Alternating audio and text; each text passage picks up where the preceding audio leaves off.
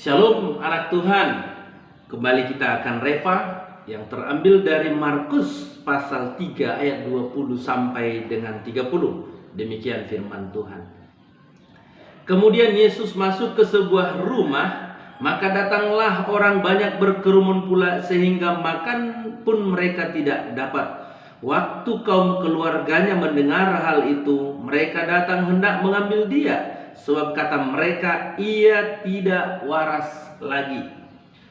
Dan ahli-ahli Taurat yang datang dari Yerusalem berkata, ia kerasukan Beelzebul, dan dengan penghulu setan ia mengusir setan. Yesus memanggil mereka lalu berkata kepada mereka dalam perumpamaan, bagaimana iblis dapat mengusir iblis?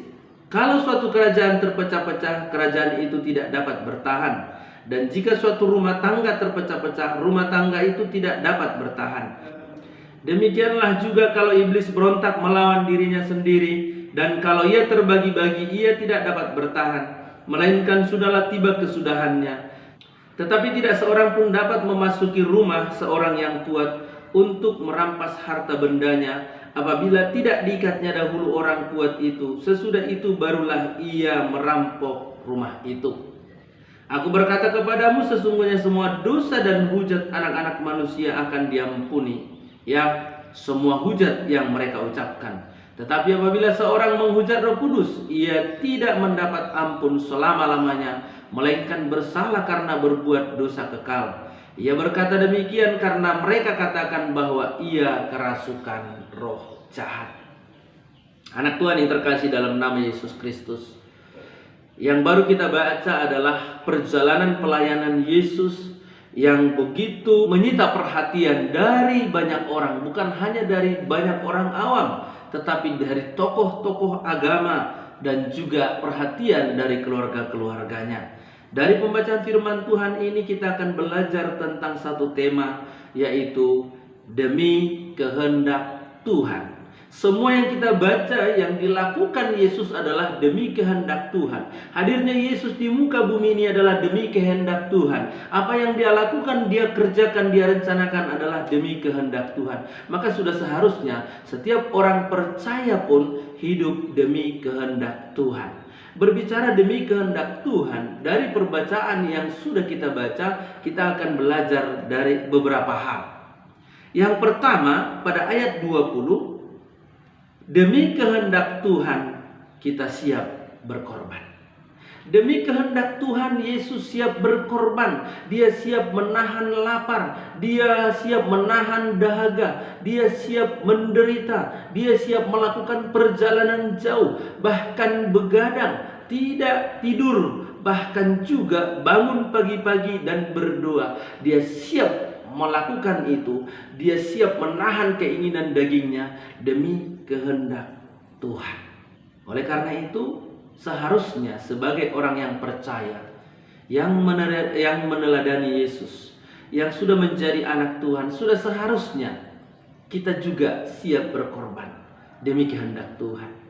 Berkorban perasaan, berkorban waktu, berkorban pikiran, berkorban harta, berkorban uang, berkorban yang lainnya, termasuk juga menahan lapar, menahan kesenangan dan yang lainnya demi kehendak Tuhan.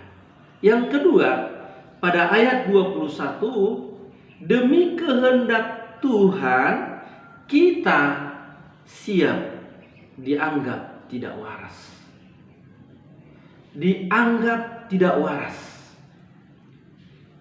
Pertama, ketika Yesus melakukan pelayanan yang begitu menyita energi, tenaga, waktu, pikirannya, bagi keluarga itu belum menjadi masalah.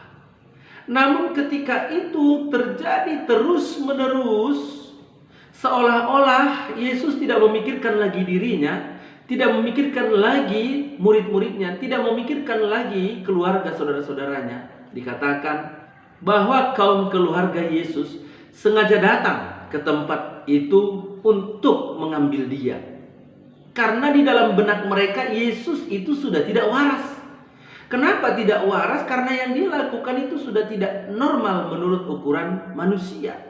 Kalau manusia harusnya makan, dia belum makan. Kalau harusnya manusia sudah istirahat, dia belum istirahat. Kalau harusnya manusia ada di rumah, dia tidak ada di rumah. Kalau harusnya manusia masih tidur pagi-pagi, dia sudah bangun. Dia melakukan semuanya tidak lazim menurut pada masa itu.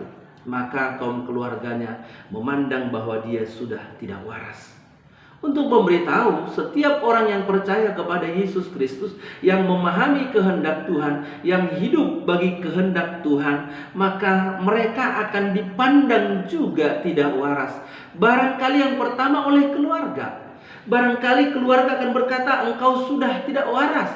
Barangkali keluarga akan berkata, engkau sudah gila, engkau sudah bermasalah. Dan itu yang dialami oleh Yesus. Mungkin bukan juga hanya keluarga, tapi barangkali orang lain juga akan berpikir bahwa kita sudah tidak waras. Ketika barangkali kita berpenghasilan, mungkin kita berpenghasilan 10 juta, tiba-tiba kita siap memberikan kepada Tuhan 5 juta. Ketika ibadah dia memberikan persembahan lebih daripada yang lazim, barangkali 10-20 ribu, barangkali kita akan berpikir, wah ini sudah ada kelainan. Namun walaupun demikian, karena Yesus tahu yang dia lakukan adalah kehendak Tuhan, dia tidak peduli. Maka harusnya orang percaya pun bukan memikirkan apa yang dikatakan orang, bukan memikirkan apa yang mungkin dipikirkan orang, tapi memikirkan apakah itu kehendak Tuhan atau tidak. Kalau itu kehendak Tuhan, lakukan tanpa harus memikirkan orang lain. Yang ketiga, kalau kita baca pada ayat 22 terus nanti sampai 30, maka secara nyata di sana dikatakan demi kehendak Tuhan kita dianggap kerasukan. Yesus ketika melakukan semua pelayanan itu dan kemudian dia menyembuhkan orang-orang yang kerasukan, ahli-ahli Taurat berkata bahwa dia kerasukan, Beelzebul. Bahkan dikatakan dengan penghulu setan, dia mengusir setan.